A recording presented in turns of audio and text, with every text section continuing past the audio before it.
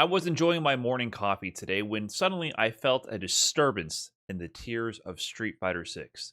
Before I get into the details of that, let me ask you a question right now. Pop quiz, gun to your head. Can you tell me what the most represented character currently is in Capcom Cup, qualified for the Capcom Cup at the end of the year? Is it Ken? Maybe JP? What if I were to tell you that you were wrong? And in fact, it is, okay, maybe Ken also up there, but DJ. DJ currently is tied with Ken for the most representatives in Capcom Cup. And you see here, I mapped out the number of players who are using these characters who are qualified for Capcom Cup. Currently, we have 2 for DJ, 2 for Ken. Chun-Li and Jury is kind of a technicality. Travis Styles plays both these characters, so they have one player representing both of them. One JP, one Zangief, and one Luke currently qualified for Capcom Cup.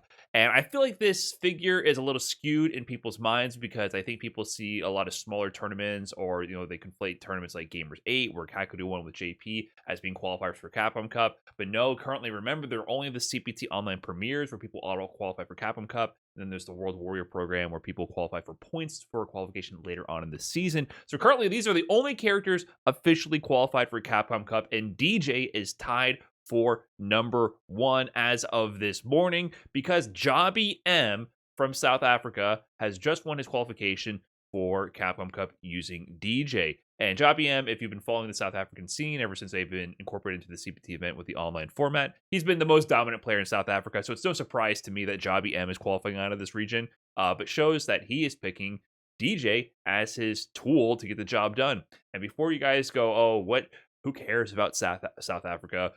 It's not even, a competitive region. Let me remind you that JabhiM is the player who, in his home region during Red Bull Kumite South Africa earlier in the year, eliminated Tokido from Red Bull Kumite in the first round using Chun-Li at this time, 5-3. Historic moment.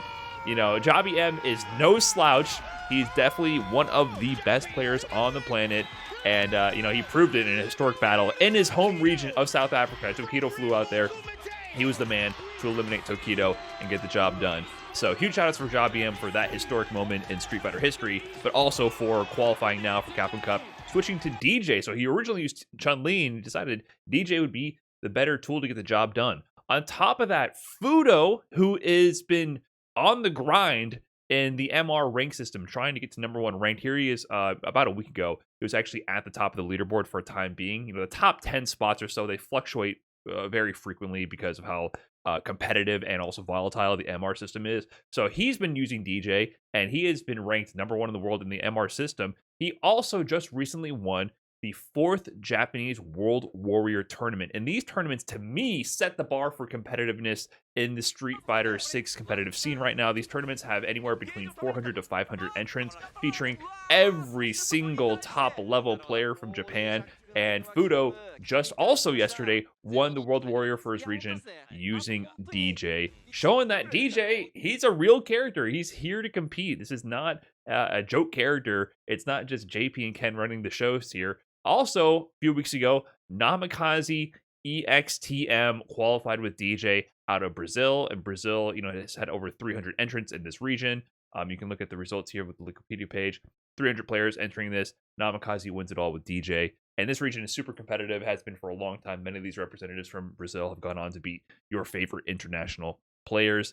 So it's interesting to see how DJ has kind of been on the rise recently, when for a long time, people were debating whether or not he was really, really that strong. And as a refresher, I just want to show off how we determine who is currently qualified for Capcom Cup, because I think this detail gets missed for a lot of people who aren't really following the scene.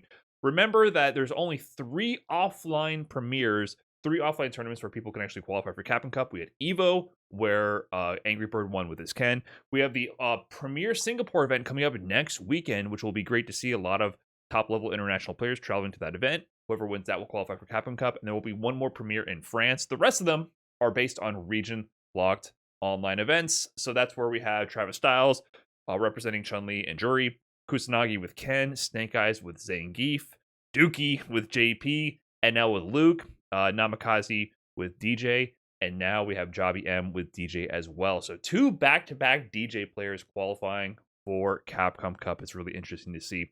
Remember, there's also the remaining regional online premieres. There's 18 online premieres in total, 3 offline events, and then the rest of the qualifications will come from the World Warrior program. So this is taking place over a larger number of regions. 26 people will qualify through World Warrior. Some of the online regions are broken into smaller components for these World Warrior events, so they're a bit smaller regional based events.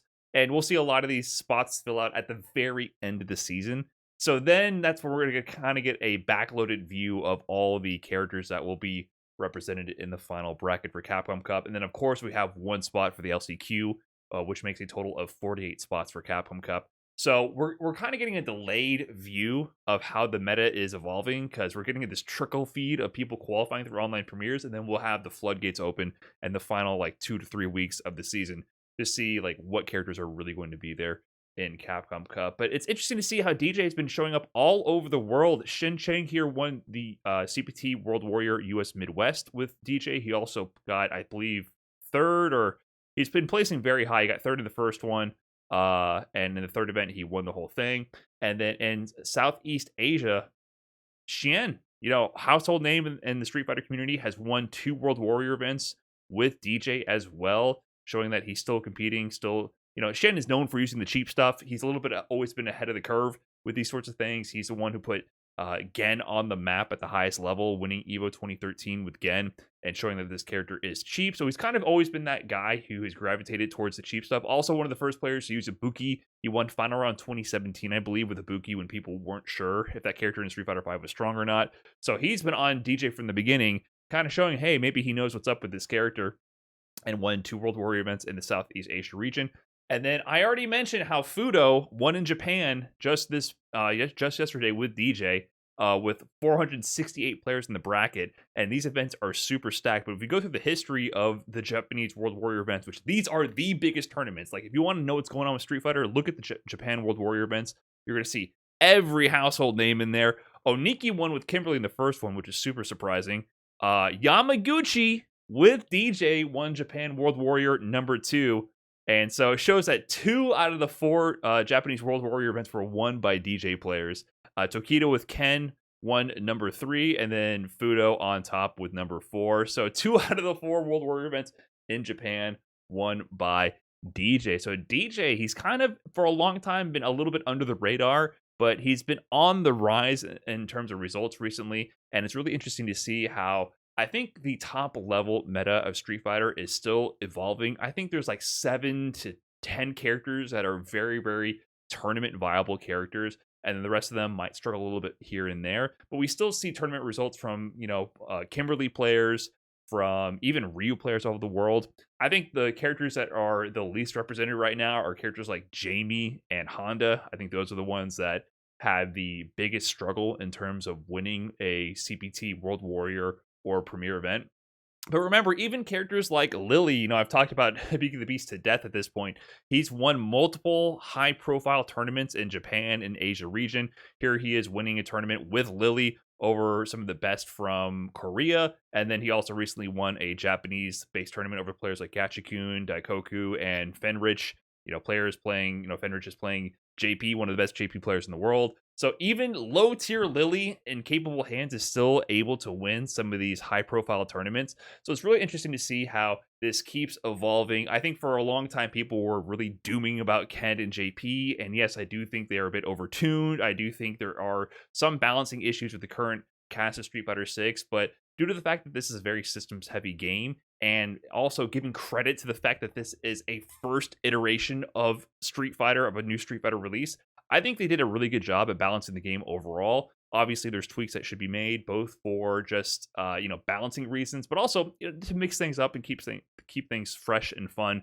I think there's also a big part of the purpose of balance patches is to just make things fresh. I mean, even if you theoretically achieve perfect balance, say as perfect as you could possibly get without having the game be complete mirror matches. Because if you want perfect balance, go play, footsies, go play senior footsies, go play a game with literally only one character and play only mirror matches, because that's the only way you will ever achieve perfect balance. But there obviously is, to an extent, where we will stretch our acceptance of balance for the sake of variety. I think Street Fighter 6 has nailed that so far. But even if theoretically we get as close to a balanced game with enough variety to be fun. At that point, I still think developers have an obligation to just mix things up for the hell of it to keep people interested. So I do expect some interesting balance patches at the end of the year, but I still feel like there's a bit of dooming going on in the Street Fighter 6 community about how unbalanced the game is. I don't think that's necessarily the case. I do think some characters are significantly weaker than others, though. I've been playing Aki for a while. I think she's not great, but even then, a great player using Aki will still do better than 99% of the player base because they're just better at the game. Players like Punk and others have taken her to 2.1k MR, and they could still win tournaments against a large portion of the player base just based on their fundamentals of that character alone. So I don't know. The dooming I think needs to calm down a little bit, but it's interesting to see how DJ players are on the rise when for a while he was kind of under the radar and it was Ken and JP kind of stealing the show. And it shows that the meta at the top level is still evolving to this day. That's all I have for this video. Let me know what you guys think about DJ, what you guys think about the current state of the competitive scene and the balance of Street Fighter 6, and if you're enjoying the game or not. I've been having a lot of fun with Street Fighter 6. I've been a little burnt out on doing the content creation thing. There hasn't been as many events drawing my own attention, so I've been kind of grinding on the low. So I apologize for the lack of uploads, but I appreciate you guys sticking around and watching, and I'll catch you in the next one. Peace.